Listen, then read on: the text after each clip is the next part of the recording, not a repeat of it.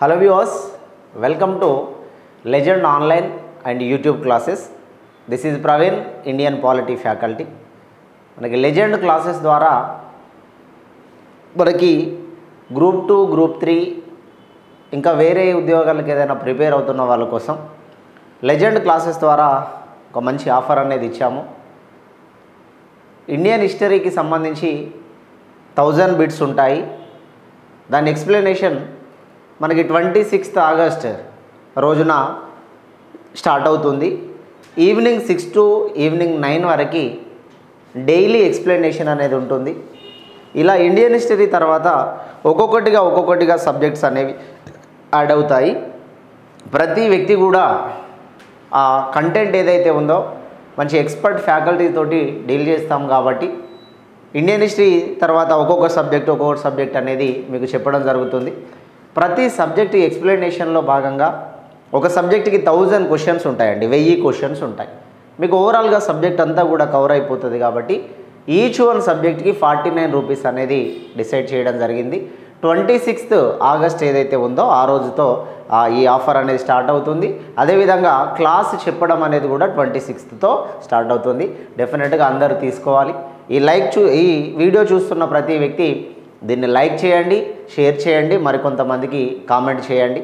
ఎంతమందికి షేర్ చేస్తే లేదా మీరు ఎంతమంది లైక్ చేస్తే ఇదేదో స్వార్థపూరితంగా కాకుండా లైక్ చేయడం వల్ల కొత్త వాళ్ళకి నోటిఫికేషన్ రూపంలో వెళ్ళిపోతుంది.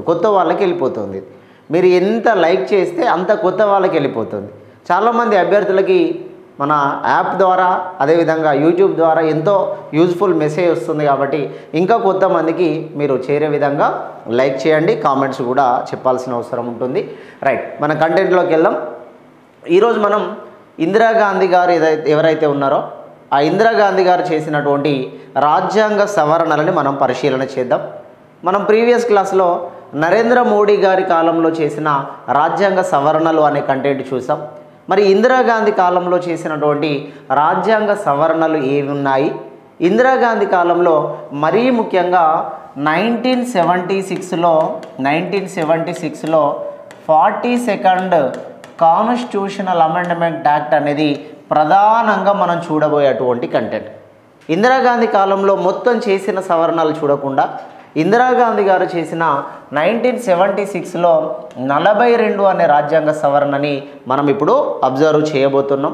ఈ 42వ రాజ్యాంగ సవరణనే మనం రాజ్యాంగం ప్రకారం మినీ రాజ్యాంగము, మినీ కాన్స్టిట్యూషన్ అంటాం. ఇందిరాగాంధీ గారి కాలంలో 42వ రాజ్యాంగ సవరణ ప్రకారం చాలా అంశాలలో మార్పు తీసుకురావడం జరిగింది. ఇందిరాగాంధీ గారు చాలా అంశాలలో మార్పు తీసుకొచ్చారు. మరి 42వ రాజ్యాంగ సవరణకి వెళ్ళడానికంటే ముందు ఇందిరాగాంధీ గారి గురించి కొన్ని విషయాలు మనం పరిశీలన చేద్దాం. ఇందిరాగాంధీ గారు భారతదేశంలో ఫస్ట్ ఉమెన్ పిఎం అని చెప్తాం. భారతదేశంలోనే మొదటి మహిళా ప్రధానమంత్రి అంటాం. అదేవిధంగా భారతదేశంలోనే ఎక్కువ కాలం ఫైనాన్స్ మినిస్టర్గా చేసినటువంటి లేడీ కూడా ఇందిరాగాంధీ గారు ఎక్కువ కాలం ఫైనాన్స్ మినిస్టర్గా చేశారు. ఇందిరాగాంధీ గారు భారతదేశంలో మొదటి మహిళా ప్రధానమంత్రి. ఆమె తర్వాత ఇప్పటి వరకు కూడా ఒక్క మహిళా ప్రధానమంత్రి అవ్వలేదు. ఇందిరాగాంధీ గారు రాజ్యసభ సభ్యత్వంతో ప్రధానమంత్రిగా చేసిన ఫస్ట్ పర్సన్ అని ఇందిరాగాంధీ గారిని చెప్తాం. రాజ్యసభ సభ్యత్వంతో ప్రధానమంత్రిగా చేసినటువంటి ఫస్ట్ పర్సన్ ఇందిరాగాంధీ. అదేవిధంగా రాజ్యసభ మెంబర్షిప్తో ప్రధానమంత్రిగా చేసిన సెకండ్ పర్సన్ మనకి దేవేగౌడ. రాజ్యసభ సభ్యత్వంతో ప్రధానమంత్రిగా చేసిన మూడో పర్సన్ ఐకే గుజరాల్ అంటామండి. ఇందిరా కుమార్ గుజరాల్ అంటాం. రాజ్యసభ సభ్యత్వంతో ప్రధానమంత్రిగా చేసిన 4వ పర్సన్ మన్మోహన్ సింగ్ గారిని 4వ పర్సన్ అని చెప్తాం. రాజ్యసభ సభ్యత్వంతో ప్రధానమంత్రి కావచ్చు, లోక్సభ సభ్యత్వంతో ప్రధానమంత్రి కావచ్చు, మనకి ప్రధానంగా ఇక్కడ ప్రధానమంత్రిగా రాజ్యసభ మెంబర్షిప్తో కావచ్చు అని నిరూపణ చేసినటువంటి పర్సన్గా ఇందిరాగాంధీని చెప్తాం. ఇందిరాగాంధీ గారు రాజ్యసభ సభ్యత్వంతో ఫస్ట్ పర్సన్, దేవేగౌడ గారు రాజ్యసభ సభ్యత్వంతో second person, I K Gujral third person, Manmohan Singh fourth person. ఇప్పటి వరకు ఉన్నటువంటి మొత్తం ప్రధానమంత్రులలో 4 మాత్రమే రాజ్యసభ మెంబర్షిప్తో ప్రధాన అయ్యారు. మిగతా వాళ్ళంతా లోక్సభ మెంబర్షిప్తో ప్రధాన అయ్యారు. రాజ్యసభ నుండి ప్రధానమంత్రి అయిన ఫస్ట్ పర్సన్గా ఇందిరాగాంధీ గారిని చెప్పడం అనేది జరుగుతుంది. అదేవిధంగా ఇందిరాగాంధీ గారు మొత్తం మనకి 4 టైమ్స్ 4 సార్లు ప్రధానమంత్రి అయ్యారు. ఇందిరాగాంధీ గారు 4 టైమ్స్ పిఎం అయ్యారు. ఈ 4 టైమ్స్ కలిపి కూడా ఇందిరాగాంధీ గారు 15 సంవత్సరాల 303 రోజులు ఈ దేశానికి ప్రధానమంత్రిగా చేశారు ఇందిరాగాంధీ గారు. ఇందిరాగాంధీ గారు అత్యధిక కాలం ప్రధానమంత్రిగా చేసినటువంటి వ్యక్తులలో 2వ పర్సన్ అవుతారు. ఎందుకనగా అత్యధిక కాలం ప్రధానమంత్రిగా చేసిన వ్యక్తులలో 16 సంవత్సరాల 286 రోజులు 16 సంవత్సరాల 286 రోజులు మనకి ప్రధానమంత్రిగా చేసినటువంటి వ్యక్తి జవహర్లాల్ నెహ్రూ. అత్యధిక కాలం ప్రధానిగా చేసింది జవహర్లాల్ నెహ్రూ. అత్యధిక కాలం ప్రధానిగా చేసిన 2వ పర్సన్ ఇందిరాగాంధీ. పదవిలో ఉండి చనిపోయిన మొదటి పర్సన్ జవహర్లాల్ నెహ్రూ. అదేవిధంగా మనకి ఇక్కడ జవహర్లాల్ నెహ్రూ గారు 4 సార్లు ప్రధానమంత్రిగా చేశారు. 4 సార్లు ప్రధానమంత్రిగా చేసినటువంటి ఫస్ట్ పర్సన్ జవహర్లాల్ నెహ్రూ, 4 సార్లు ప్రధానమంత్రిగా చేసిన సెకండ్ పర్సన్ ఇందిరాగాంధీ, 3 సార్లు ప్రధానమంత్రిగా చేసినటువంటి వ్యక్తి వాజ్పేయి గారు, 2 సార్లు ప్రధానమంత్రిగా చేసింది మన్మోహన్ సింగ్ గారు చేశారు, 2 సార్లు ప్రధానమంత్రిగా చేసినటువంటి దాంట్లో మనకి ప్రస్తుతం ఉన్నటువంటి నరేంద్ర మోడీ గారు కూడా రావడం అనేది జరుగుతుంది. అయితే ఇక్కడ ఇందిరాగాంధీ గారి కాలాన్ని మీరు పరిశీలన చేస్తే మొత్తం 15 సంవత్సరాల 303 రోజులు అన్నాం. ఈమె ఫస్ట్ టర్మ్ మొదటిసారి 1966 నుండి 1967 వరకు మొదటిసారిగా ప్రధానమంత్రి కాలము. రెండవది 1967 నుండి 1971 వరకు రెండోసారి కాలము. మూడోసారి కాలము 1971 నుండి 1977 వరకు మూడోసారి కాలము. అదేవిధంగా 4వసారి కాలము 1980 నుండి 1984 వరకు 4వసారి ఇందిరాగాంధీ గారి యొక్క పదవీ కాలం. ఇందిరాగాంధీ గారు మొత్తం మనకి 4 సార్లు ప్రధానమంత్రిగా చేశారు. 1966 నుంచి 67 మధ్య కాలంలో ప్రధానమంత్రిగా చేశాడు. 67లో లోక్సభ అనేది రద్దయింది. లోక్సభ రద్దవుతే మళ్ళీ ఎలక్షన్స్ నిర్వహించాలి. ఇందిరాగాంధీ గారు 1964 నుండి 1966 వరకు రాజ్యసభలో సభ్యులుగా ఉన్నారు. 64 నుండి 66 వరకు రాజ్యసభ మెంబర్షిప్తో ఉన్నారు ఆమె. తర్వాత మళ్ళీ లోక్సభకి ఎంటర్ కావడం జరిగింది. అయితే ఇక్కడ మనకి ఇండియన్ కాన్స్టిట్యూషన్ ప్రకారం లోక్సభని రద్దు చేస్తే మళ్ళీ ఎలక్షన్స్ అనేవి కండక్ట్ చేయాలి. మొదటిసారి ఇందిరాగాంధీ 1966లో భారతదేశానికి ప్రధానమంత్రి అయింది. అయితే ఈ 1966లో ప్రధానమంత్రి కావడానికంటే ముందు జరిగింది ఏంటంటే ఎల్బి శాస్త్రి గారు 1964 నుండి 1966 వరకు ప్రధానమంత్రిగా ఉన్నారు. 64 కంటే ముందు జవహర్లాల్ నెహ్రూ గారు 1947 నుండి 1964 వరకు జవహర్లాల్ నెహ్రూ గారు ప్రధానమంత్రిగా ఉన్నారు. 16 సంవత్సరాల 286 రోజులు. జవహర్లాల్ నెహ్రూ అయిపోయినాక ఎల్బి శాస్త్రికి మధ్యలో గుల్జారీలాల్ నందా అని జిఎల్ నందా అనేటువంటి పర్సన్ తాత్కాలిక ప్రధానమంత్రిగా ఉంటాడు. అదేవిధంగా ఎల్బి శాస్త్రి 1964 నుండి 66 వరకు ఉంటాడు. 66లో ఎల్బి శాస్త్రి మరణిస్తాడు. విదేశాలలో మరణించినటువంటి మొదటి ప్రధాని ఎల్బి శాస్త్రి, పదవిలో ఉండి మరణించినటువంటి రెండవ ప్రధాని ఎల్బి శాస్త్రి. రష్యాకి దగ్గరలో ఉజ్బెకిస్తాన్ అంటే రష్యా నుండి ఏర్పడినటువంటి దేశమే ఉజ్బెకిస్తాన్. ఈ ఉజ్బెకిస్తాన్లో అక్కడ జరిగినటువంటి కొన్ని ఒప్పందాల ప్రకారం తాష్కంట్ ఒప్పందం అని అంటాం దాన్ని. పాకిస్తాన్తో తాష్కంట్ ఒప్పందం జరిగిన తర్వాత తిరుగు ప్రయాణంలో భాగంగానే మరణించడం జరుగుతుంది ఎల్బి శాస్త్రి గారు. ఎల్బి శాస్త్రినే మనం లాల్ బహదూర్ శాస్త్రి అని అన్నాం. 1966లో ఎల్బి శాస్త్రి గారు మరణిస్తే ఆ 1966లో మరణించిన తర్వాత కూడా తాత్కాలిక ప్రధాన మంత్రిగా మళ్ళీ జిఎల్ నందా చేస్తాడు. మొదటిసారి 13 డేస్ చేస్తాడు, రెండోసారి 13 డేస్ చేస్తాడు గుల్జారీలాల్ నందా. ఈ గుల్జారీలాల్ నందా తర్వాత 1966లో మళ్ళీ ప్రధానమంత్రిగా ఇందిరాగాంధీ గారికి అవకాశం వచ్చింది. 66 నుంచి 67కి వెళ్ళేసరికి 67లో లోక్సభ అనేది రద్దయింది. రెండోసారి లోక్సభ రద్దయినాక మళ్ళీ ఎలక్షన్స్ జరుగుతాయి. ఎలక్షన్లలో 1967 నుండి 1971 వరకు ఇందిరాగాంధీ గవర్నమెంట్ కొనసాగింది. అయితే 1972 వరకు కొనసాగాలి. వాస్తవానికి లోక్సభ కాలం అప్పుడు 1972 వరకు ఉండాలి.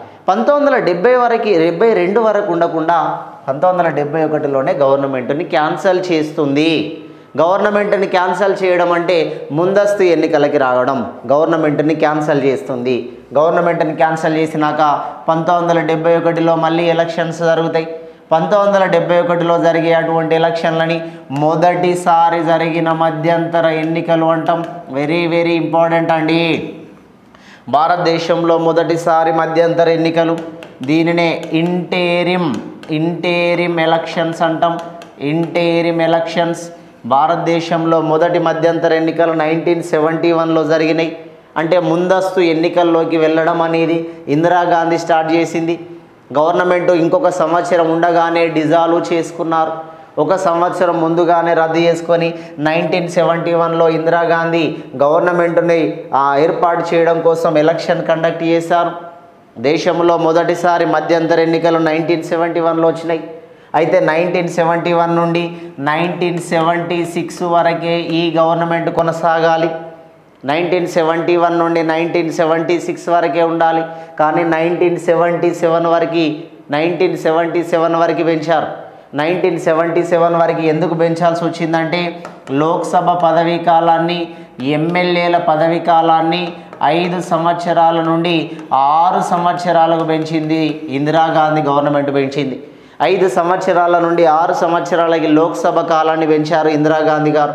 లోక్సభ కాలాన్ని పెంచినందుకు గాను 71 నుండి 76లో రద్దు కావాల్సినటువంటి గవర్నమెంటు 1 సంవత్సరం పెరిగింది. ఈ 1 సంవత్సరం పెరిగింది కాబట్టి భారతదేశంలో అతిపెద్ద లోక్సభని 5వ లోక్సభని అతిపెద్ద లోక్సభ అని పిలుస్తాం.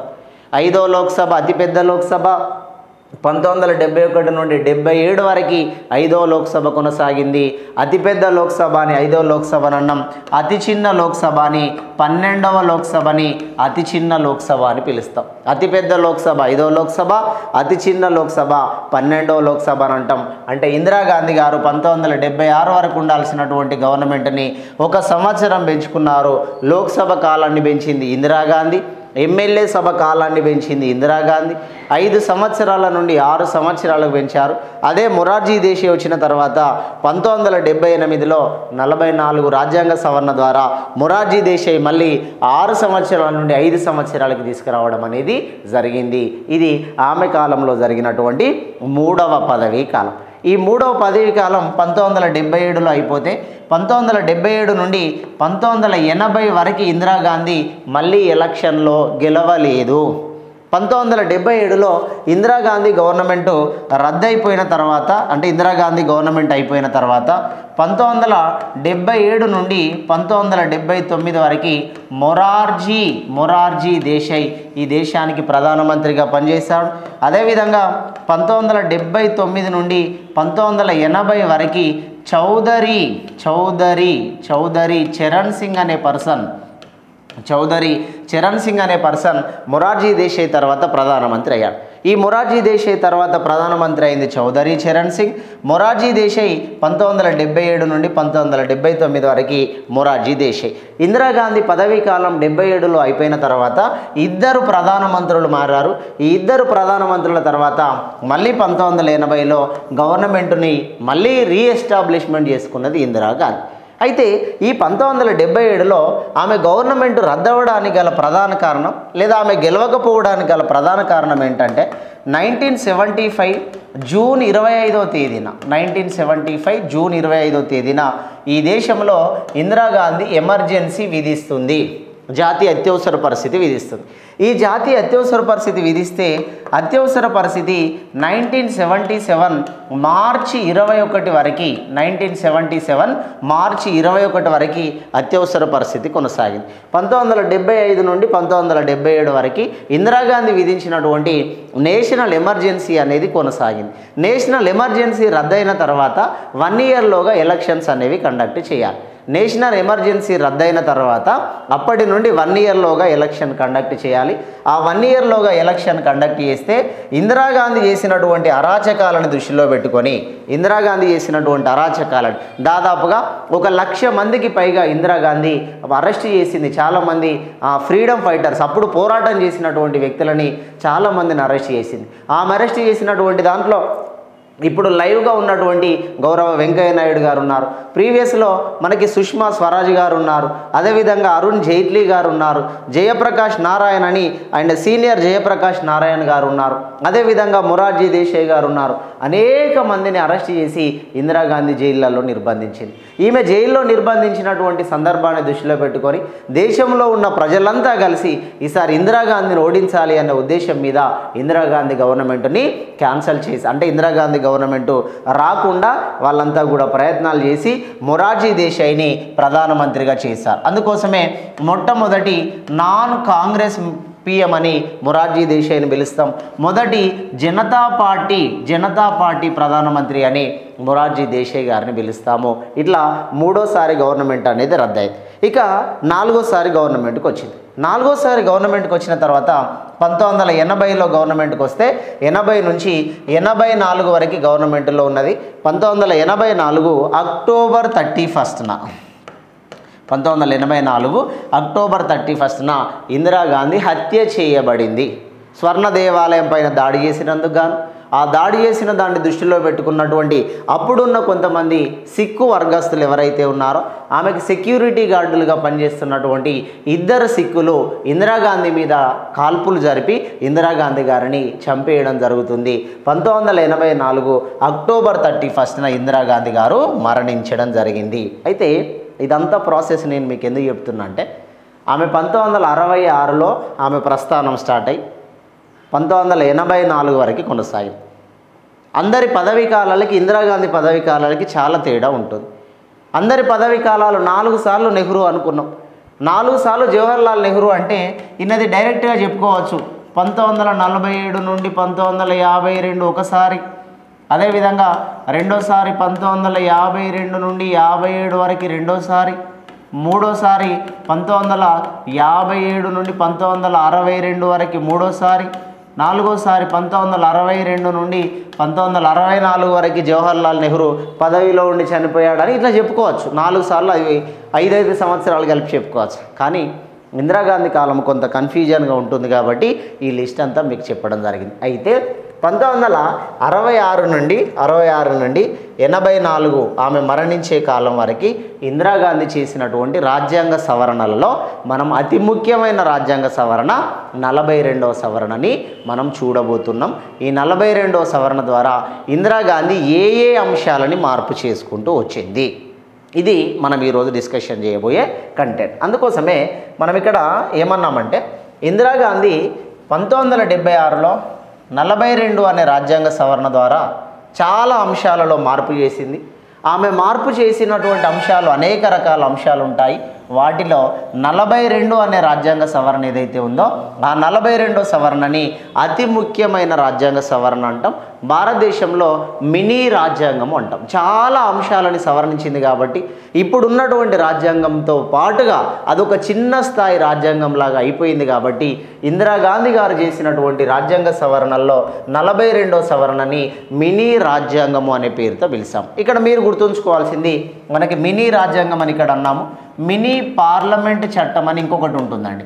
మినీ పార్లమెంట్ చట్టం అని 1953 చార్టర్ చట్టం ఏదైతే ఉందో 1953 చార్టర్ చట్టాన్ని మినీ పార్లమెంట్ చట్టము అంటాం. మినీ రాజ్యాంగం అంటే ఇందిరాగాంధీ గారి కాలంలో తీసుకొచ్చినటువంటి 42వ సవరణని మినీ రాజ్యాంగము అనే పేరు మీద మనం పిలవడం జరుగుతుంది, ఈ రకంగా చెప్పడం జరుగుతుంది. మరి ఇందిరాగాంధీ గారు 1976లో 42వ రాజ్యాంగ సవరణ ద్వారా చేసినటువంటి అంశాలని ఒకసారి లిస్టు లాగా రాసుకుందాం మనం. 1976లో 42nd కాన్స్టిట్యూషనల్ అమెండ్మెంట్, 1976లో 42 అనే రాజ్యాంగ సవరణ ద్వారా ఇందిరాగాంధీ గారు చేసినటువంటి సవరణలు ఏ అంశాలని ఆమె మార్పు చేసుకుంటూ వచ్చింది అనే విషయాన్ని ఒకసారి మనం ఒక్కొక్కటిగా అబ్జర్వ్ చేద్దాం. అన్నీ కూడా 42 అనే సవరణే. ఆ 42 ప్రకారం ఏమేమి మార్చుకుంటూ వచ్చింది. నెంబర్ 1 ప్రియాంబుల్ ప్రవేశికలో ఒక 3 పదాలు చేర్చింది ఇందిరాగాంధీ. 1976 ప్రకారం ప్రవేశికలో 3 పదాలు చేర్చింది. ఏంటది? సోషియాలిటీ సామ్యవాదము, సెక్యులర్ లౌకికవాదము, అదేవిధంగా ఇంటిగ్రిటీ అంటే సమగ్రత. ప్రవేశికలో ఇందిరాగాంధీ 3 పదాలు చేర్చింది. ఒకసారి లిస్ట్ రాసినాక మళ్ళీ ఒక్కొక్కటి ఎక్స్ప్లెయిన్ చేస్తాను. ప్రవేశికలో 3 పదాలు చేర్చింది. ఒకటి సామ్యవాదము, రెండోది లౌకికవాదము, మూడోది సమగ్రత అనేటువంటి 3 పదాలని ఇందిరాగాంధీ గారు తీసుకొచ్చారు. ఇది ఫస్ట్ వన్. తర్వాత ఆదేశిక సూత్రాలలో అంటే directive principles of state policy అని అంటాం.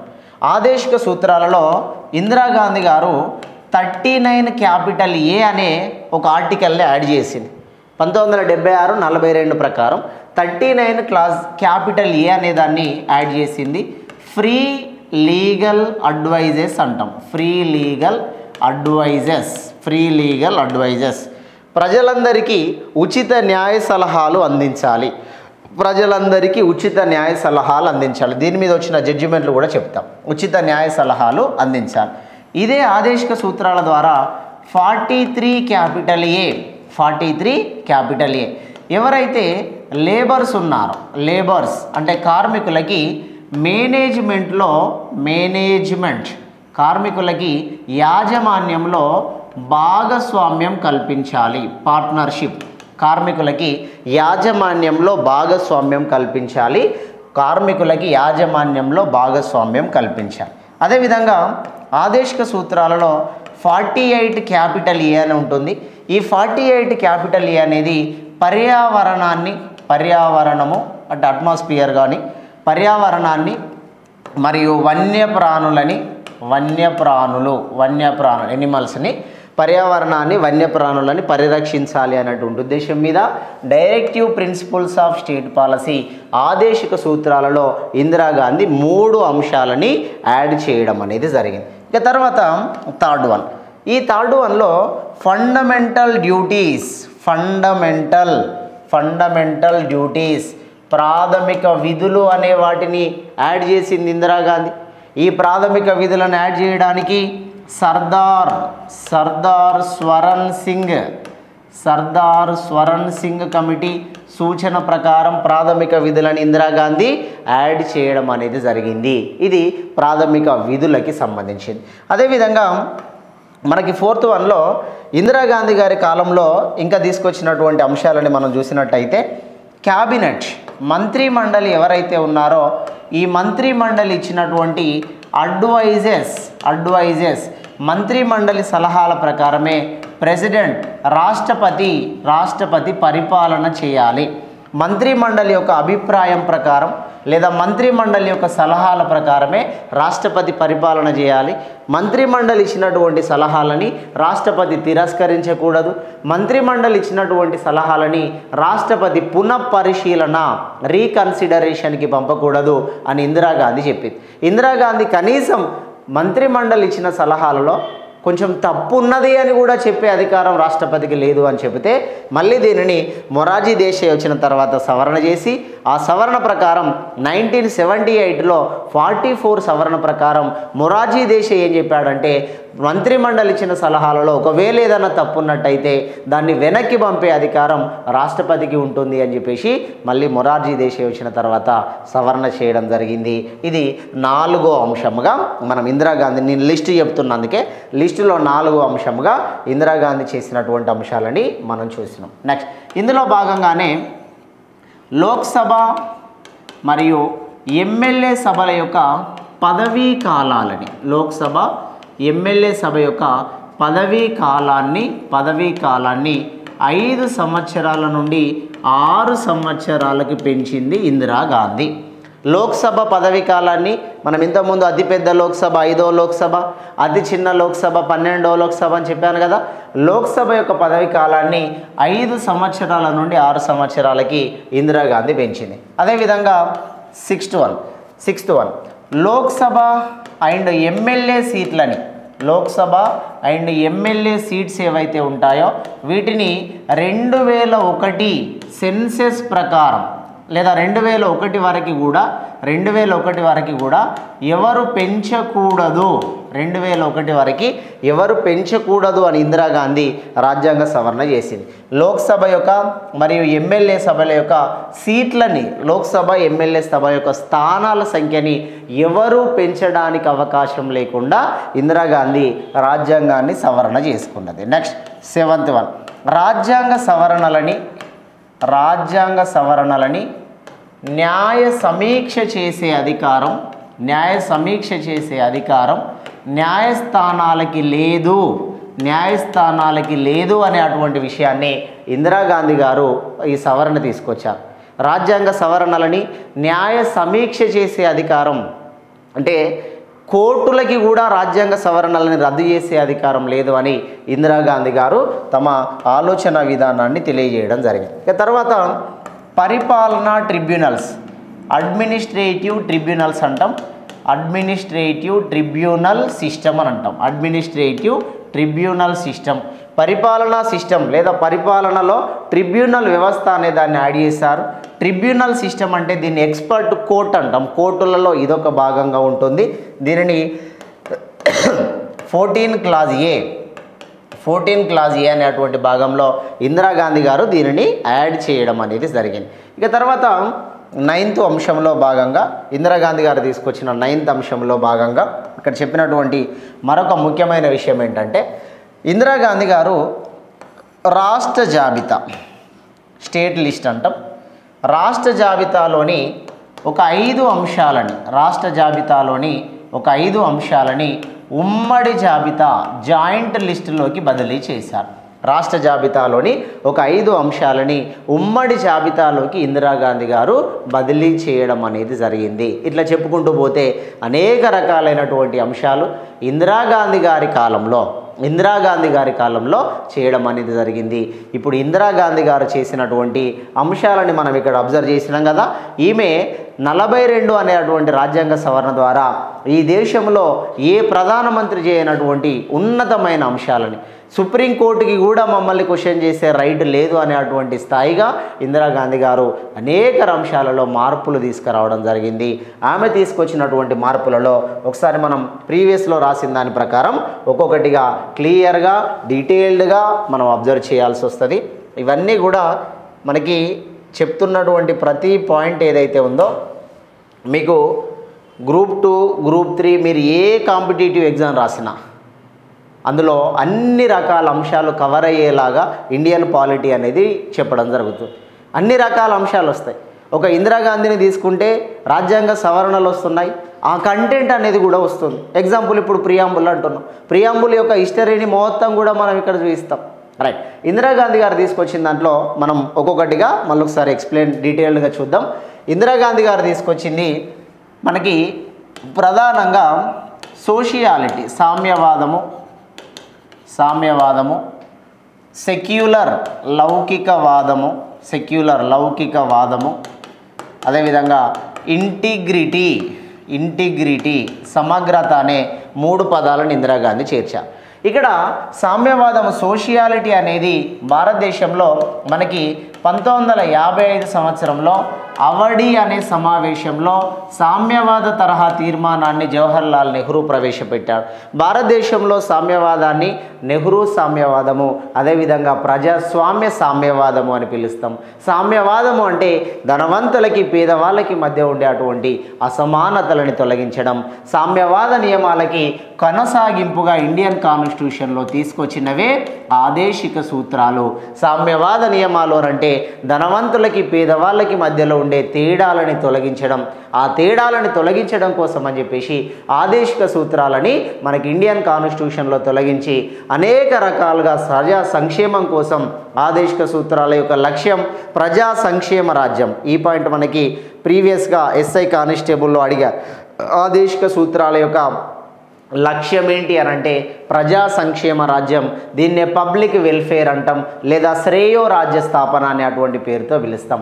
ఆదేశిక సూత్రాలే దేనికి కొనసాగింపుగా తీసుకొచ్చారంటే సోషియాలిటీకి కొనసాగింపుగా తీసుకొచ్చారు. అదేవిధంగా సెక్యులర్ అనే పదాన్ని చూస్తాం. భారతదేశము secular country. S R Bommai versus union of India 1994లో చెప్పిన విషయం ఏంటంటే భారతదేశం సమాఖ్య దేశము, అదేవిధంగా భారతదేశం లౌకిక దేశం అని ఎస్ఆర్ బొమ్మై కేసులో చెప్పారు. భారతదేశం లౌకిక దేశము. లౌకిక అంటే అన్ని మతాలని సమానంగా చూసుకోవడం. లౌకిక అంటే ఏ మతానికి ఎక్కువ ప్రియారిటీ ఇవ్వకపోవడం. లౌకిక అంటే అధికార మతాన్ని కలిగి ఉండనటువంటి దేశము. అంటే అన్ని మతాలకి సమాన ప్రియారిటీ ఇచ్చేటువంటి దేశాన్నే లౌకిక దేశం అంటాం. భారతదేశం లౌకిక దేశం అని ఎస్ఆర్ బొమ్మై కేసులోనే భారతదేశంలో తెలియజేశారు. ఇంటిగ్రిటీ అనేది ఇది భూభాగాలకి సంబంధించింది. భారతదేశం సమగ్రత లక్షణాలు కలిగిన దేశం కాబట్టి వేరే దేశంలోని ఏ భూమినైనా ఆక్రమించుకోగలదు. మన దేశంలోని ఏ భూమినైనా వదిలేసుకునే అధికారం ఉంటుంది. ఎందుకనగా భారతదేశం సమగ్రత లక్షణాలు కలిగిన దేశం. సమగ్రత అంటే దీన్ని ఇంటిగ్రిటీ అన్నాం. ఇంటిగ్రిటీనే భూభాగాల విషయంలో దీన్ని మనం ఉపయోగిస్తాం. సమగ్రత లక్షణాలు కలిగిన భారతదేశం ఏ దేశ భూమినైనా ఆక్రమిస్తుంది, లేదా ఏ దేశ భూమినైనా మన దేశ భూమిని వదులుకోగలుగుతుంది. ఏ దేశ భూమినైనా ఆక్రమిస్తుంది, మన దేశ భూమిని వదులుకోగలుగుతుంది. ఇవి ప్రవేశికలో ఇందిరాగాంధీ వచ్చిన తర్వాత చేర్చినటువంటి పదాలు. మరి ప్రవేశికలో ఇందిరాగాంధీ రావడానికంటే ముందున్నటువంటి పదాలు ఏంటండి? సర్వసత్తాక, దీన్నే మనం సావర్నిటీ అంటాం. జీ అనేది సైలెంట్ వర్డ్. సావర్నిటీ, సర్వసత్తాక లేదా సార్వభౌమాధికారం అంటాం. రెండోది ప్రజాస్వామ్యము, దీన్నే డెమోక్రసీ అని అంటాం. మూడోది గణతంత్ర, దీన్నే మనం ఇక్కడ రిపబ్లిక్ అంటున్నాం. అంటే ఇందిరాగాంధీ రావడానికంటే ముందు 3 పదాలు ఉన్నాయి. సర్వసత్తాక, ప్రజాస్వామ్య, గణతంత్ర అనే 3 పదాలు చేరిస్తే ఇందిరాగాంధీ వచ్చిన తర్వాత సోషియాలిటీ, సెక్యులర్, అదేవిధంగా ఇంటిగ్రిటీ అనే పదాలను చేర్చాము. ప్రవేశికని ఇప్పటి వరకు ఒకే ఒక్కసారి సవరణ చేశాం. అది 42వ సవరణ 1976లో ప్రవేశిక అనే దానిని సవరణ చేయడం జరిగింది. ఈ ప్రవేశికకి రూపకర్తగా గణేష్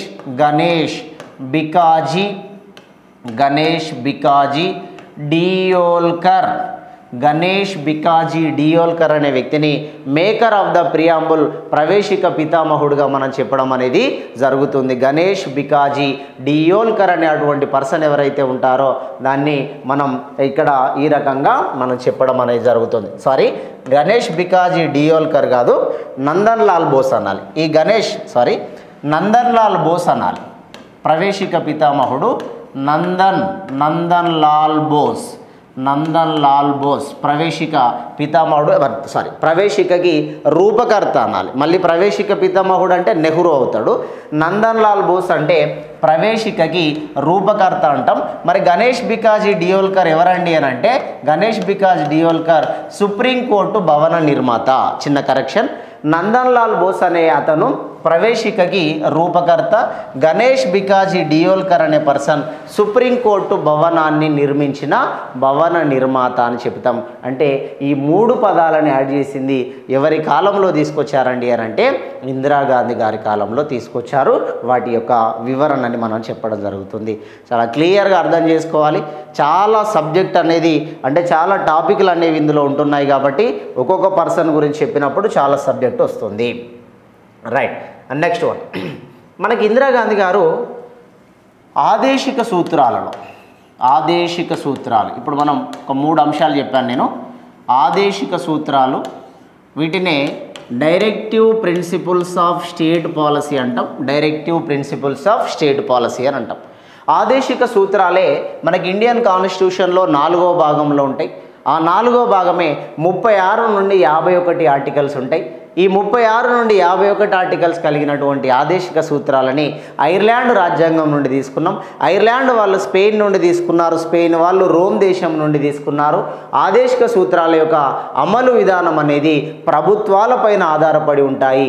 ఆదేశిక సూత్రాలకి న్యాయ సంరక్షణ లేదు. ఆదేశిక సూత్రాలని అమలు చేయాలి అని అంటే కేంద్రము రాష్ట్ర ప్రభుత్వం దగ్గర కొంత ఆర్థిక వనరులు ఉండాలి. ఆదేశిక సూత్రాలను సరిగ్గా ఈ దేశంలో అమలు పరిస్తే ఈ దేశమే ఒక భూలోక స్వర్గం అవుతుంది అని సుప్రీంకోర్టు న్యాయమూర్తి అయినటువంటి ఎంసీ చాగ్లా అనే పర్సన్ ఆదేశిక సూత్రాలను సరిగ్గా అమలు చేస్తే ఈ దేశమే ఒక స్వర్గం అవుతుంది అని ఆయన కోరుకోవడం జరిగింది. మరి ఆదేశిక సూత్రాలని 3 రకాలుగా విభజించినాం. ఆదేశిక సూత్రాలు 3 రకాలు. ఒకటి సామ్యవాద నియమాలు, సోషియాలిటీ ప్రిన్సిపల్స్ అంటాం. రెండోది గాంధేయన్ ప్రిన్సిపల్స్, గాంధేయవాద నియమాలు. మూడోది ఉదారవాద నియమాలు లేదా వీటినే మేధోవాద నియమాలని ఆదేశిక సూత్రాలను 3 రకాలుగా చెప్పినాం. అయితే ఈ 3 రకాల ఆదేశిక సూత్రాల్లో ఇందిరాగాంధీ గారు 42వ సవరణ ద్వారా చేర్చిన అంశాలు ఏంటి? ఓవరాల్ వ్యూ అనేది ఇలా ఇస్తున్నాను నేను, మళ్ళీ కంటెంట్లోకి వెళ్తున్నాం. 42వ సవరణ ద్వారా ఇందిరాగాంధీ గారు యాడ్ చేసినటువంటి అంశాలను చూస్తే ఫస్ట్ వన్, ఆమె 39 క్లాస్ ఏ ప్రకారం ఫ్రీ లీగల్ అడ్వైజెస్ ప్రజలందరికీ ఉచిత న్యాయ సలహాలను అందించాలి. ప్రజలందరికీ ఉచిత న్యాయ సలహాలు ఇవ్వాలి. ఈ ఉచిత న్యాయ సలహాలు ఇచ్చే అధికారం పబ్లిక్ ప్రాసిక్యూటర్స్ అని పీపీలు ఉంటారు. మనకి పబ్లిక్ ప్రాసిక్యూటర్స్ అంటాం. పబ్లిక్ ప్రాసిక్యూటర్ అనేటోడు ప్రజలందరికీ ఉచిత న్యాయ సలహా ఇవ్వాలని ఇందిరాగాంధీ చెబితే ఈ ఉచిత న్యాయ సలహా ఇచ్చినోడు లేడు, సచ్చినోడు లేడు. ప్రతిదీ కూడా డిమాండెడ్గా తీసుకుంటున్నారు. ఒక పేదోడికి కనీసం ఒక సలహా ఇవ్వడానికి కూడా ఎవడు లేని దుస్థితులలో ఉన్నారు. అందుకే పేదోడి గురించి మాట్లాడేటోడు కరువైపోయిండు, పేదోడి గురించి కొట్లాడే జడ్జీలు కరువైపోయినారు. ఎందుకంటే పేదోడి జడ్జీలకి లక్షలు వేలకు కోట్లు ఇచ్చి కొనుక్కోలేని పరిస్థితిలో పేదవాడు ఉన్నాడు. కాబట్టి ఆ పేదవాళ్ళకి ఉచిత న్యాయ సలహా ఇవ్వమని ఇందిరాగాంధీ చెప్పింది. దీనికోసం Siddhas versus union of India, Siddhas versus union territory of Delhi అనాలి, యూనియన్ ఆఫ్ ఇండియా కాదు, Siddhas versus union territory of Delhi అని 1994లో ఒక సుప్రీంకోర్టు ద్వారా జడ్జిమెంట్ ఇప్పించింది ఇందిరాగాంధీ. అప్పుడు సుప్రీంకోర్టు ఏం చెప్పింది? ప్రజలందరికీ ఉచిత న్యాయ సలహాలు ఇవ్వాల్సిందే. అలా ఉచిత న్యాయ సలహాలు ఇస్తే ఈరోజు పేదవాళ్ళలో చాలామంది జైళ్ళల్లో నుండి బయటకు వచ్చేవాళ్ళు, కనీసం వాళ్ళ గురించి మాట్లాడే మనిషి లేక ఎంతోమంది పేదవాళ్ళు జైళ్ళల్లో చిక్కుకొనిపోయి ఉన్నారు. ఎంతోమంది ఈరోజు స్టేషన్లలో నుండి జైల్లోకి పోతున్నారు. ఆ జైల్లోకి పోయినటువంటి పేదవాళ్ళని విడుదల చేయమని వాని గురించి అడగడానికి ఒక న్యాయమూర్తి లేడు, ఒక న్యాయవాది లేడు. వాని గురించి మాట్లాడేటువంటి పర్సన్ వేరే ఎవరు లేక సంవత్సరాల తరబడి ఆ కోర్టులలోనే పేదవాళ్ళు చిక్కుకుపోతున్నారు. కానీ ఇందిరాగాంధీ ప్రతి వ్యక్తికి ఉచిత న్యాయ సలహా ఇవ్వమని చాలా మంచి సందేశాన్ని ఆదేశిక సూత్రాలలో యాడ్ చేసింది. ఇది 42లో చేర్చినటువంటి మొదటిది.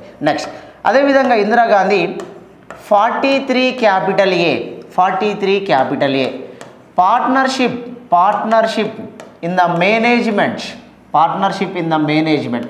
కార్మికులకి యాజమాన్యంలో భాగస్వామ్యం కల్పించాలి. కార్మికులకి యాజమాన్యంలో భాగస్వామ్యం కల్పించాలి.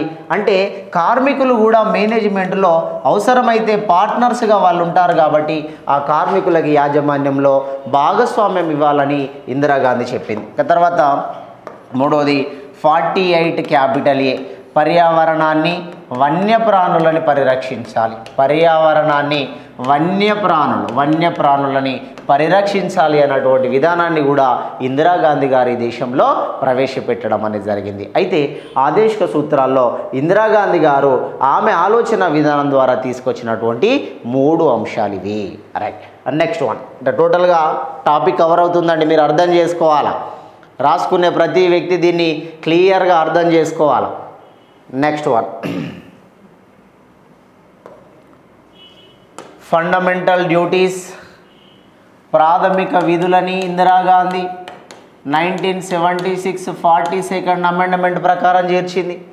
ప్రాథమిక విధులను చేర్చడానికి సర్దార్ స్వరణ్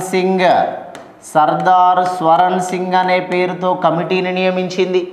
ఈ సర్దార్ స్వరణ్ సింగ్ అనేటువంటి వ్యక్తి ఇందిరాగాంధీ గవర్నమెంట్లో డిఫెన్స్ మినిస్టర్, రక్షణ శాఖ మంత్రిగా పనిచేస్తున్నాడు.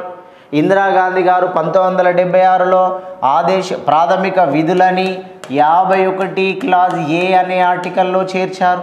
ఈ 51 ఏ అనే ఆర్టికల్లో ప్రాథమిక విధులు ప్రారంభంలో 10 ఉండేవి.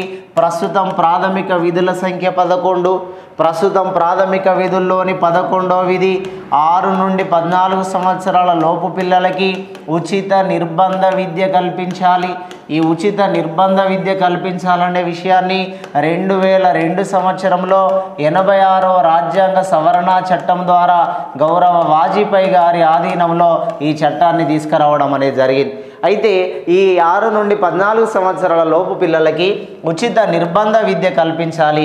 ఇది కల్పించాల్సినటువంటి బాధ్యత తల్లిదండ్రులు లేదా సంరక్షకులపైన ఆధారపడి ఉంటుంది అని అప్పుడున్నటువంటి వాజ్పేయి గవర్నమెంట్ తెలియజేసింది. అయితే ఈ ఆర్టికల్ని మనకి ప్రాథమిక హక్కులలో 21 క్లాజ్ ఏలో చేర్చాము. ఇదే ఆర్టికల్ని మనకు ప్రాథమిక విధులలో 11వ విధిలో తీసుకొచ్చాం. మీరు 21 క్లాజ్ ఏ అనే అటువంటి ఆర్టికల్ని అర్థం చేసుకుంటే 6 నుండి 14 సంవత్సరాల లోపు అనే అంశం ఇదే అంశం ఉంటుంది. ఇదే అంశాన్ని ప్రాథమిక విధులలోని 11వ విధిలో కూడా తీసుకోవడం జరిగింది. అయితే ఇక్కడ ప్రాథమిక విధులని ఇందిరాగాంధీ గారు చేరిస్తే ఈ ప్రాథమిక విధులు అనేవి 1977 సంవత్సరంలో జనవరి 3వ తేదీ నుండి ప్రాథమిక విధులు అమల్లోకి వచ్చాయి. జనవరి 3వ తేదీ నుండి వచ్చాయి కాబట్టి ప్రతి సంవత్సరం జనవరి 3వ తేదీని ప్రాథమిక విధుల దినోత్సవంగా సెలబ్రేట్ చేసుకోవాలి. ప్రాథమిక విధుల దినోత్సవం జనవరి 3వ తారీఖున ప్రాథమిక విధులను చేర్చాలని సూచించింది సర్దార్ స్వరణ్ సింగ్ కమిటీ. ప్రాథమిక విధుల పనితీరుని పరిశీలించడానికి వేసినటువంటి కమిటీ జేఎస్ వర్మ కమిటీ. 1998లో జేఎస్ వర్మ కమిటీని వేస్తే 1999లో జేఎస్ వర్మ కమిటీ రిపోర్ట్ అనేది ఇచ్చింది. ప్రాథమిక విధుల పనితీరుని పరిశీలించడానికి వేసింది జేఎస్ వర్మ కమిటీ. ప్రాథమిక విధులని రాజ్యాంగంలో చేర్చడానికి వేసింది సర్దార్ స్వరణ్ సింగ్ కమిటీ. 2 కమిటీలు ప్రాథమిక విధుల కోసం దీనిలో నియమించడం అనేది జరిగింది. ఇట్లా ఇందిరాగాంధీ గారు ప్రాథమిక విధులు అనేటువంటి కంటెంట్ తీసుకుంటే ఈ ప్రాథమిక విధులని సర్దార్ స్వరణ్ సింగ్ అని అన్నాం. ప్రాథమిక విధులని యుఎస్ఎస్ఆర్ రష్యా దేశ రాజ్యాంగం నుండి తీసుకోవడం అనేది జరిగింది. ఇట్లా ఇందిరాగాంధీ గారు ప్రాథమిక విధులు అనేటువంటి కంటెంట్ని ఇందులో మనకి యాడ్ చేశారు. రైట్. నెక్స్ట్ వన్ ఇందిరాగాంధీకి సంబంధించి లోక్సభ విధానసభ అని అన్నాం. లోక్సభ విధానసభ అంటే ఎమ్మెల్యే సభ అని అర్థం. లోక్సభ ఎమ్మెల్యే సభకి సంబంధించి ఒక 2 పాయింట్లు ఇందిరాగాంధీ చేర్చింది. లోక్సభ ఎమ్మెల్యే సభల యొక్క పదవి కాలాలని 5 సంవత్సరాల నుండి 6 సంవత్సరాలకు పెంచింది ఇందిరాగాంధీ. ఈ పెంచడం కోసమే 1976లో 42nd అనే కాన్స్టిట్యూషనల్ అమెండ్మెంట్ యాక్ట్ని ఇందిరాగాంధీ రూపొందించింది. లోక్సభ పదవీ కాలం వాస్తవానికి 5 సంవత్సరాలు, ఎమ్మెల్యే పదవీ కాలం 5 సంవత్సరాలు అని లోక్సభ కాలాన్ని ఎమ్మెల్యే కాలాన్ని రాజ్యాంగ సవరణ చేసి 1 సంవత్సర కాలం పెంచుకున్నది ఇందిరాగాంధీ. అంటే ప్రధానమంత్రి తనకి నచ్చినటువంటి రీతిలో రాజ్యాంగాన్ని సవరణ చేసుకుంటూ పోయారు. ఆమె 6 సంవత్సరాలు పెంచాలని అనుకున్నది. మొరార్జీ దేశాయ్ వచ్చిండు 6 సంవత్సరాల నుండి 5 సంవత్సరాలు తగ్గించాలనుకున్నాడు, ఆయన 5 సంవత్సరాలు తగ్గించాడు. ఈమె చేతిలో పార్లమెంట్ ఉంది, ఆమెకు నచ్చినట్టు ఆమె సవరణ చేసింది. నెక్స్ట్ మొరార్జీ దేశాయ్లో గవర్నమెంట్ ఉంది, ఆయనకి నచ్చినట్టు ఆయన సవరణ చేశారు. అందుకే విచ్చలవిడిగా అయిపోతున్నాయి చట్టాలన్నీ కూడా. ఎవరికి గవర్నమెంట్ ఉంటే వాళ్ళు ఏ చట్టం అయితే ఆ చట్టాన్ని తీసుకొస్తున్నారు. వీళ్ళు తీసుకురావడం, నెక్స్ట్ వచ్చేటోడు రద్దు చేయడం, వీడు తీసుకురావడం, నెక్స్ట్ వచ్చేటోడు రద్దు చేయడం, ఇట్లా అనేక రకాల అంశాలలో మార్పులు తీసుకొస్తే అయితే ఇందిరాగాంధీ లోక్సభ కాలాన్ని, ఎమ్మెల్యే పదవి కాలాన్ని 5 సంవత్సరాల నుండి 6 సంవత్సరాలకు పెంచితే ఈ విధానాన్ని 1978లో 44 అమెండ్మెంట్ యాక్ట్ ప్రకారం మొరార్జీ దేశాయ్ గవర్నమెంట్ ఏదైతే ఉందో ఈ మొరార్జీ దేశాయ్ గవర్నమెంట్లో మళ్ళీ 6 సంవత్సరాల పదవీ కాలాన్ని కాస్త 5 సంవత్సరాలకు తగ్గించాడు. మొరార్జీ దేశాయ్ తగ్గించాడు. ఈమెమో పెంచింది, మొరార్జీ దేశాయ్ వచ్చినాక తగ్గించడం అనేది జరిగింది. ఇది ఒక కంటెంట్. ఇక తర్వాత దీనికి సంబంధించిందే మరొకటి చూద్దాం. లోక్సభ ఎమ్మెల్యేలకు సంబంధించింది దాంట్లో 2 అంశాలలో సవరణ చేసింది ఇందిరాగాంధీ. మొదటిదేమో పదవీ కాలాన్ని పెంచింది, రెండోది లోక్సభ అండ్ ఎమ్మెల్యేల యొక్క సీట్స్ని 2001 వరకు పెంచకూడదు అని, 2001 వరకు ఎవరు పెంచకూడదని ఇందిరాగాంధీ ఒక చట్టాన్ని తీసుకొచ్చింది. ఆ చట్టమే 1976లో తీసుకొచ్చిన 42వ రాజ్యాంగ సవరణ చట్టం. 42వ రాజ్యాంగ సవరణ చట్టం ప్రకారం ఇందిరాగాంధీ లోక్సభ అండ్ ఎమ్మెల్యే సభల యొక్క సీట్లని పెంచకూడదు అప్ టు 2001 అనే అటువంటి కండిషన్ని ఇందిరాగాంధీ పెట్టింది. అయితే దీనిని మీరు అర్థం చేసుకోగలిగితే ఇప్పుడు మనకి లోక్సభలో 543 సీట్లు ఉన్నాయి. ఇప్పుడు మనకి ఎమ్మెల్యే సభలో తెలంగాణలోని ఎమ్మెల్యే సీట్లు 119 అంటున్నాం, ఏపీలోని ఎమ్మెల్యే సీట్లు 175, ఏపీలో ఎమ్మెల్యే సీట్లు. ఇక్కడ 543 లోక్సభ సీట్లు ఏవైతే ఉన్నాయో, 119 లోక్సభ సీట్లు ఏవైతే ఉన్నాయి, ఎమ్మెల్యే సీట్లు ఏవైతే ఉన్నాయో, 175 ఆంధ్రప్రదేశ్లో ఎమ్మెల్యే సీట్లు ఏవైతే ఉన్నాయో ఇవి 1971 సెన్సెస్ జనాభా లెక్కల ఆధారంగా ఈ సీట్లు అనేవి డిక్లేర్ చేయబడి ఉన్నాయి. 1971 జనాభా లెక్కల ఆధారంగా ఇప్పుడు మనకున్నటువంటి సీట్ల సంఖ్య డిసైడ్ చేయబడి ఉన్నది. మరి 1971 తర్వాత జనాభా లెక్కలు జరగలేదా సార్? 1971 జనాభా లెక్కల ప్రకారమే ఇప్పుడున్న స్థానాల సంఖ్య డిసైడ్ చేయబడి ఉన్నది అని నేను అంటున్నా. మరి 1971 కంటే ముందు లేదా 1971 తర్వాత జనాభా లెక్కలు జరగలేదా సార్ అంటే 1971 తర్వాత 1981లో జనాభా లెక్కలు జరిగినాయి, 1991లో జనాభా లెక్కలు జరిగినాయి, 2001లో జనాభా లెక్కలు జరిగినాయి, 2011లో జనాభా లెక్కలు జరిగినాయి, 2021లో జనాభా లెక్క జరగాల్సి ఉండే ఇప్పటి వరకు దాన్ని పట్టించుకున్న మనిషి లేడు ఎవరు. 2021లో జనాభా లెక్కలు జరగాల్సి ఉండే 21 అయింది, 22 అయింది, 23 అయింది, ఇప్పటి వరకు జనాభా లెక్కలు జరగలేదు. అయితే 1971 జనాభా లెక్కని మనం ఆధారంగా ఎందుకు తీసుకుంటున్నామంటే 1971 జనాభా లెక్క అయిపోయి 1981 వరకు రావడానికంటే ఈ మధ్యలోనే 1976లో ఇందిరాగాంధీ సవరణ చేసింది. ఇందిరాగాంధీ సవరణ ప్రకారం 2001 వరకు ఎవడు స్థానాల సంఖ్య పెంచకూడదు అని చెప్పేసి 25 సంవత్సరాల లిమిటేషన్ వేసింది ఇందిరాగాంధీ. 25 సంవత్సరాల లిమిటేషన్ ఇందిరాగాంధీ వేసింది. 2001 వరకు కూడా నన్ను కాదని ఎవడు స్థానాల సంఖ్యను పెంచకూడదు, నేను గవర్నమెంట్లో ఉన్నా లేకపోయినా ఎవరు కూడా పెంచకూడదు అని రాజ్యాంగ సవరణ చేశారు. ఈ రాజ్యాంగ సవరణ వాజ్పేయి గారి గవర్నమెంట్ వరకు కొనసాగింది. వాజ్పేయి గారి గవర్నమెంట్ వచ్చినాక 2001లో వాజ్పేయి గారు 84వ రాజ్యాంగ సవరణ చట్టాన్ని తీసుకొచ్చారు. గౌరవ వాజ్పేయి గారు 2001లో 84వ చట్టం తీసుకొచ్చి వాజ్పేయి ఏమన్నాడు, 2026 వరకు కూడా ఎవరు స్థానాల సంఖ్య పెంచకూడదని మళ్ళీ ఒక 25 సంవత్సరాలు ఈయనే లిమిటేషన్ జారీ చేశాడు. ఇందిరాగాంధీ 25 సంవత్సరాలు పెంచద్దు అని రాజ్యాంగ సవరణ చేసింది. ఆ రాజ్యాంగ సవరణ పూర్తయింది 2001లో. 2001లో మళ్ళీ వాజ్పేయి గారి గవర్నమెంట్ వచ్చింది. 2001 నుండి 2026 వరకు ఎవరు స్థానాల సంఖ్య పెంచకూడదు అని 25 సంవత్సరాల లిమిటేషన్ను జారీ చేశారు. సార్ మరొక డౌటు, 2026 వరకు లోక్సభ స్థానాలు పెరిగే ఛాన్స్ లేదా?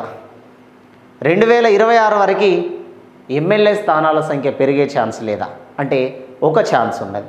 డీలిమిటేషన్ అని ఒక కమిటీ వేసుకోవాలి. డీలిమిటేషన్ అనే ఒక కమిటీని వేయాలి. డీలిమిటేషన్ కమిటీకి అధ్యక్షుడిగా సుప్రీంకోర్టు రిటైర్డ్ జడ్జి ఉంటాడు. సుప్రీంకోర్టు పదవీ విరమణ చేసిన ప్రధాన న్యాయమూర్తి కావచ్చు, న్యాయమూర్తి కావచ్చు, కానీ పదవీ విరమణ చేసి ఉండాలి. డీలిమిటేషన్ కమిటీకి అధ్యక్షుడిగా సుప్రీంకోర్టు పదవీ విరమణ చేసిన ప్రధాన న్యాయమూర్తితో ఉంటాడు. దానిని నియమించే అధికారం రాష్ట్రపతి చేతిలో ఉంటుంది. డీలిమిటేషన్ కమిటీ అనేది లేటెస్ట్గా జరిగిన జనాభా లెక్కలపైన, సెన్సెస్ పైన మాత్రమే డీలిమిటేషన్ కమిటీ నియమించాలి. అయితే ఇప్పుడున్నటువంటి పరిస్థితుల ప్రకారం 2021లో ఒకవేళ జనాభా జరిగితే 2021 జనాభా మీద డీలిమిటేషన్ కమిటీ వేయాల్సి ఉండేది. కానీ 2021లో జనాభా లెక్కలు జరగలేదు. అయితే ఒకవేళ ఈ జనాభా లెక్కని ప్రామాణికంగా తీసుకోకుండా 2011 జనాభా లెక్కని ప్రామాణికంగా తీసుకునే అవకాశం కూడా ఉన్నది.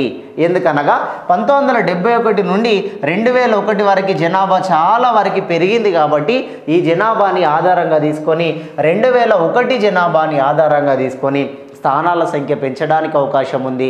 ఆ పెంచడానికి కోసమే డీలిమిటేషన్ కమిటీ వేస్తారు.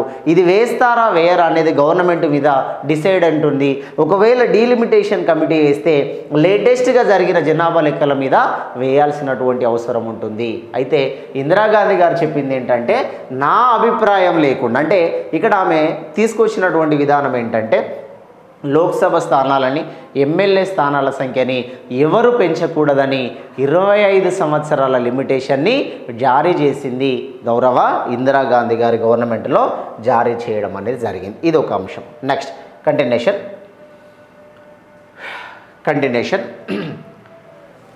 రాష్ట్ర జాబితాలోని స్టేట్ లిస్ట్ అంటాం. రాష్ట్ర జాబితాలోని 5 అంశాలని, రాష్ట్ర జాబితాలోని 5 అంశాలని ఇందిరాగాంధీ గారు కాన్కరెంట్ లిస్ట్ లేదా జాయింట్ లిస్ట్ అంటాం, ఉమ్మడి జాబితాలో చేర్చాం. కాన్కరెంట్ అనంటే ఉమ్మడి జాబితానే, లేదా జాయింట్ లిస్ట్ అన్న ఉమ్మడి జాబితానే. జాబితాలు 3 రకాలుగా ఉంటాయి దేశంలో. కేంద్ర రాష్ట్రాల మధ్య అధికారాల విభజనని ఇండియన్ కాన్స్టిట్యూషన్లో 7వ షెడ్యూల్ అనేది ఉంటుందండి. ఇండియన్ కాన్స్టిట్యూషన్లో 7వ షెడ్యూల్ కేంద్ర రాష్ట్రాల మధ్య అధికారాల విభజన. కేంద్ర రాష్ట్రాల మధ్య సంబంధాలు అని చెప్పేసి 11వ భాగము 12వ భాగము మనకి కేంద్ర రాష్ట్రాల మధ్య పరిపాలన శాసన సంబంధాలు, కేంద్ర రాష్ట్రాల మధ్య ఆర్థిక సంబంధాలు అని. ఇదేమో 7వ షెడ్యూల్. ఇప్పుడు నేను చెప్పేదేమో 11వ భాగము 11th పార్ట్, అదేవిధంగా 12th పార్ట్ అని 2 రకాల భాగాలు ఉంటాయి. ఈ 7వ షెడ్యూల్ కేంద్ర రాష్ట్రాల మధ్య అధికారాల విభజన గురించి చెప్తుంది. అదేవిధంగా 11వ భాగము కేంద్ర రాష్ట్రాల మధ్య శాసన ఆర్థిక సంబంధాల గురించి చెప్తుంది. అదేవిధంగా 12వ షెడ్యూల్ 12వ భాగము కేంద్ర రాష్ట్రాల మధ్య ఆర్థిక పరమైన సంబంధాల గురించి చెప్తుంది. అయితే ఈ కేంద్ర రాష్ట్రాల మధ్య అధికారాలని విభజించాలి అనే ఆలోచన మొదటిసారిగా 1935 భారత ప్రభుత్వ చట్టం ఏదైతే ఉందో ఈ ఇండియన్ కౌన్సిల్ యాక్ట్ 1935 ద్వారా కేంద్ర రాష్ట్రాల మధ్య అధికారాలను విభజించాలి అనే ఒక ఆలోచన విధానానికి వచ్చారు. కేంద్ర రాష్ట్రాల మధ్య అధికారాల విభజనని 3 రకాలుగా డివైడ్ చేసాం. యూనియన్ లిస్ట్ అంటే కేంద్ర జాబితా, స్టేట్ లిస్ట్ అంటే రాష్ట్ర జాబితా, కాన్కరెంట్ లిస్ట్ అంటే ఉమ్మడి జాబితా. దీని గురించి మళ్ళీ ఒక సెషన్లో క్లియర్గా చెబుతాం. 3 జాబితాలలో లేనటువంటి దాన్ని అవశిష్ట అధికారాలు అని కూడా పేరుతో మనం పిలుస్తాం. అదొక సపరేట్ సెషన్ లాగా మనం చెప్పుకుందాం. రైట్, ఇక్కడితో మ్యాటర్ మళ్ళీ ఇందిరాగాంధీ వైపు తీసుకుందాం. ఇందిరాగాంధీ రాష్ట్ర జాబితాలో ఉండే అటువంటి 5 అంశాలని రాష్ట్ర జాబితాలో నుండి ఉమ్మడి జాబితాలోకి మార్చింది 1976లో 42వ రాజ్యాంగ సవరణ ద్వారా ఇందిరాగాంధీ మాడిఫికేషన్ చేయడం అనేది జరిగింది. మరి ఇందిరాగాంధీ మార్చినటువంటి 5 అంశాలని కనుక మనం అర్థం చేసుకోగలిగితే, first one forests, protection of forests అంటాం. అడవుల యొక్క పరిరక్షణ, ప్రొటెక్షన్ అంటాం, అడవుల యొక్క పరిరక్షణ. సెకండ్ వన్ ఎడ్యుకేషన్ విద్య మూడోది సెన్సెస్ జనాభా లేదా పాపులేషన్ కంట్రోలింగ్ అంటాం, జనాభా నియంత్రణ అని అంటాం. అదేవిధంగా ఫోర్త్ వన్ ఇందిరాగాంధీ కాలంలో తీసుకొచ్చినటువంటివి న్యాయ పరిపాలన అంటాము, జ్యుడిషియరీ అడ్మినిస్ట్రేషన్. ఇక ఫిఫ్త్ వన్ మెజర్మెంట్స్, తూనీకలు కొలతలు, మెజర్మెంట్స్ అంటాం, తూనీకలు కొలతలు అనేటువంటి కండిషన్స్ 5 కండిషన్స్ ఉండే.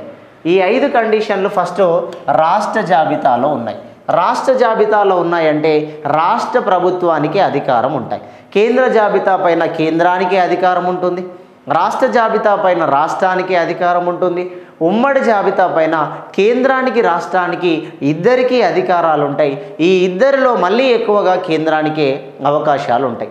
ఉమ్మడి జాబితా కాన్కరెంట్ లిస్ట్ అనే దానిని ఆస్ట్రేలియా రాజ్యాంగం నుండి తీసుకోవడం జరిగింది.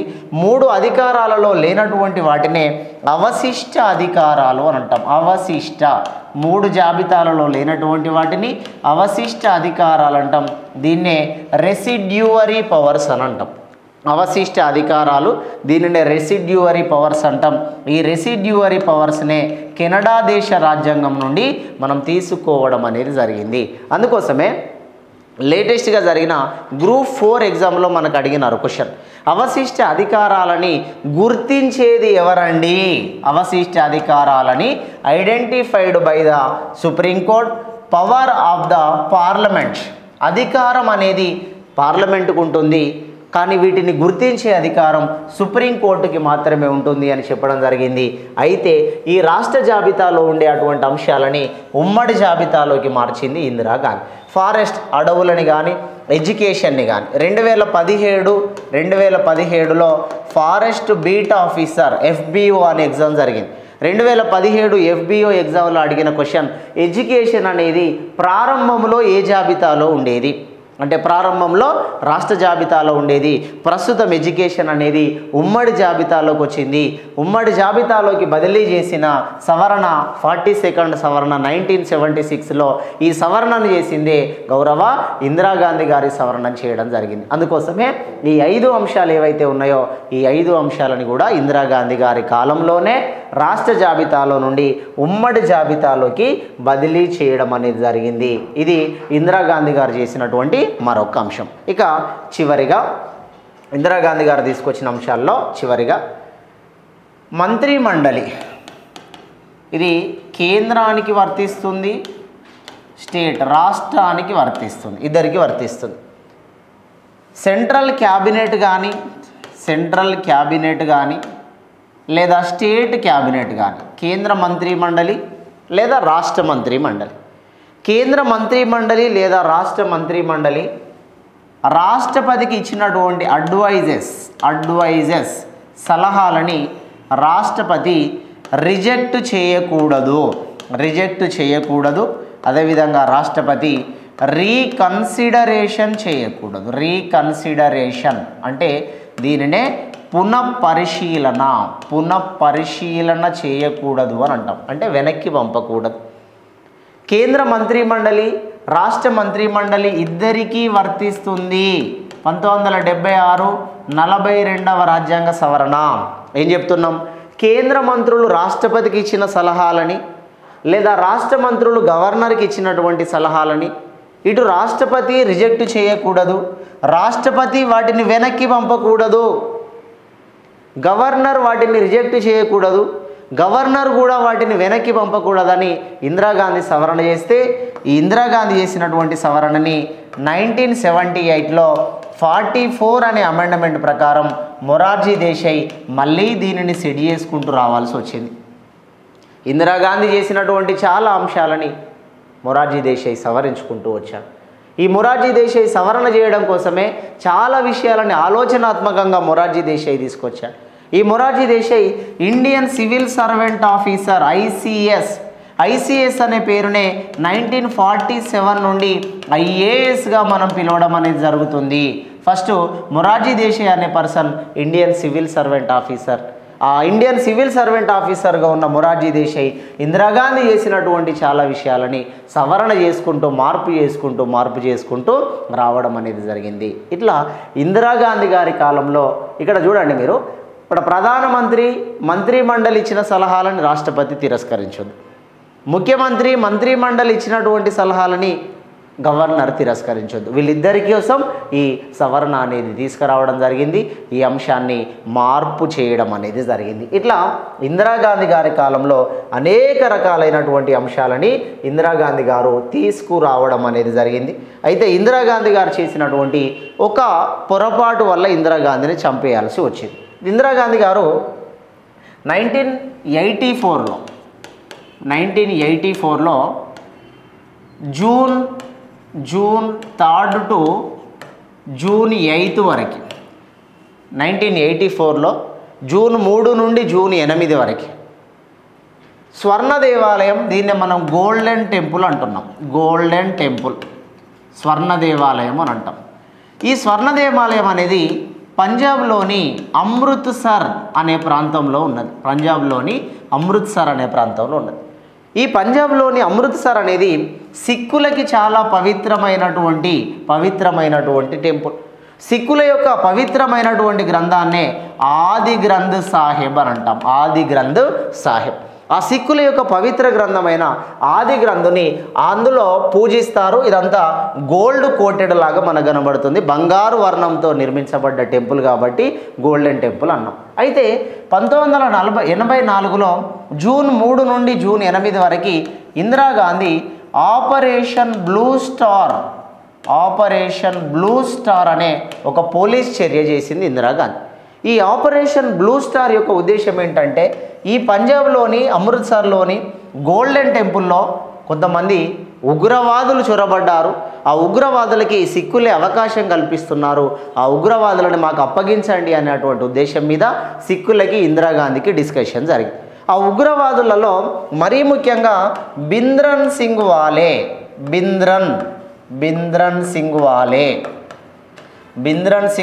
అన్నటువంటి ఒక వ్యక్తి.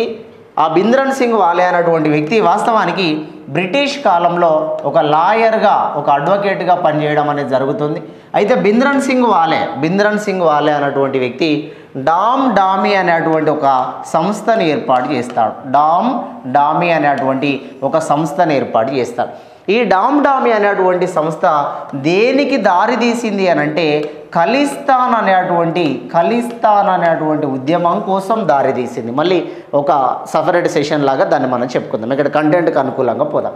ఇప్పుడు ఇందిరాగాంధీ ఈ బింద్రన్ సింగ్ వాలేని మాకు అప్పగించండి, ఒకవేళ బింద్రన్ సింగ్ వాలేని మాకు అప్పగించకపోతే ఆ స్వర్ణ దేవాలయం పైన మేము దాడి చేస్తాము, ఇందులో చాలా మరణాలు జరగవచ్చు అని చెప్పేసి ఇందిరాగాంధీ హెచ్చరించింది. అప్పుడు సిక్కులంతా కలిసి ఈ బింద్రన్ సింగ్ వాలే అన్నటువంటి వ్యక్తి ఎవరైతే ఉన్నారో వీడు మా వర్గానికి సంబంధించిన వాడే, ఈ మా వర్గానికి సంబంధించిన వాడిని ఉగ్రవాదిలాగా మీరు ఎందుకు భావిస్తున్నారు అని చెప్పేసి అప్పుడు బింద్రన్ సింగ్ వాలేని వాళ్ళు కొంత రక్షించే ప్రయత్నం చేస్తారు. ఈ రక్షించే ప్రయత్నం చేసినటువంటి సందర్భంలో ఇందిరాగాంధీ మన ఆర్మీని ఆపరేషన్ బ్లూ స్టార్ అనేటువంటి పేరుతో ఆ గోల్డెన్ టెంపుల్ పైన అటాక్ చేయిస్తుంది, కాల్పులు జరిపిస్తుంది. ఈ కాల్పులు జూన్ 3 నుండి జూన్ 8 వరకు జరిగాయి. ఈ జూన్ 3 నుండి 8 వరకు జరిగినటువంటి కాల్పులలో అనేక మంది సిక్కులు చనిపోతారు, అనేక మంది మన ఇండియన్ ఆర్మీ కూడా చనిపోతారు. దీనికోసం చేసినటువంటి ఆపరేషన్నే ఆపరేషన్ బ్లూ స్టార్ అంటాం. ఆ ఆపరేషన్ బ్లూ స్టార్లో బింద్రన్ సింగ్ వాలే అన్నటువంటి వ్యక్తి కూడా మరణిస్తారు. ఈ విషయాన్ని కుట్రగా, కక్షగా భావించి ఇందిరాగాంధీ వల్లనే ఇంత అనార్థం జరిగింది, ఈ అనార్థానికి కారణం ఇందిరాగాంధీ, మా సిక్కులను ఇంతమందిని చంపేస్తుందా అని చెప్పేసి సత్వంత్ సింగ్, బియాంత్ సింగ్ అని ఒక ఇద్దరు వ్యక్తులు, బియాంత్ సింగ్, సత్వంత్ సింగ్ లేదా సత్పాల్ సింగ్ అంటాం, బియాంత్ సింగ్, సత్పాల్ సింగ్ అనే ఇద్దరు సిక్కు ఆమెకు సంబంధించిన సెక్యూరిటీ గార్డ్స్. వీళ్ళు ఆ సెక్యూరిటీ గార్డులు అయినటువంటి ఇద్దరు సిక్కులు ఇందిరాగాంధీని కాల్చి చంపేస్తారు.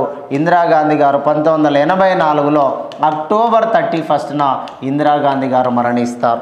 ఇందిరాగాంధీ గారిని కాల్చి చంపేసినాక 1984 సంవత్సరంలో సిక్కులకి హిందువులకి మధ్య ఘర్షణలు జరుగుతాయి. దీన్నే హిందూ సిక్కు ఘర్షణలు అని, పంజాబ్లో జరిగిన ఘర్షణలు అనే పేరుతో మనం పిలవడం జరుగుతుంది. అయితే ఇందిరాగాంధీని చంపేసిన తర్వాత దేశం మొత్తంలో అల్లకల్లోల పరిస్థితులు జరిగినాయి.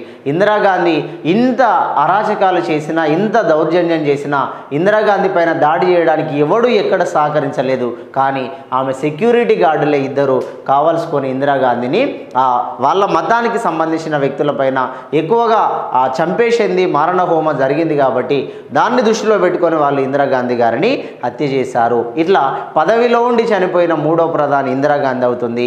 పదవిలో ఉండి హత్య చేయబడినటువంటి మొదటి ప్రధానమంత్రి ఇందిరాగాంధీ అవుతుంది. అంటే ఇందిరాగాంధీ తీసుకొచ్చినటువంటి ఈ ఒక్క సవరణని మనం అర్థం చేసుకుంటే దాదాపుగా ఒక 4-5 టాపిక్లు అనేవి కవర్ అయినాయి. దీన్ని దృష్టిలో పెట్టుకొని నేను ఎందుకు మిమ్మల్ని లైక్ చేయండి, షేర్ చేయండి, కామెంట్ చేయండి అని అంటున్నానంటే, మీరు ఎంత ఎక్కువగా లైక్ చేస్తే పాపం తెలియని వాళ్ళకి, కొత్త వాళ్ళకి ఈ విధానం అనేది వెళ్ళిపోతుంది, నోటిఫికేషన్ రూపంలో వెళ్ళిపోతుంది. మీరు ఎంత కామెంట్ పెడితే ఆ కామెంట్ ద్వారా కొత్త వాళ్ళకి వెళ్ళిపోతుంది. కాబట్టి తెలియనటువంటి వాళ్ళకి ఇంకా షేర్ చేసి legend online and YouTube classes ద్వారా మీకు వస్తున్నటువంటి ప్రతి కంటెంట్ని రిసీవ్ చేసుకొని ఇదే విధంగా ప్రతి దానిని మీరు ఆదరిస్తారని, ప్రతిదీ మీకు ఈ రకంగా లైవ్ల రూపంలో కానీ లేదా రికార్డింగ్ల రూపంలో కానీ ప్రతి ముఖ్యమైన సమాచారాలని మీ ముందుకు తీసుకొస్తాం. ఇది ఈ రోజుకు సంబంధించినటువంటి పాలిటీకి సంబంధించిన సెషన్లో భాగం. Thank you very much.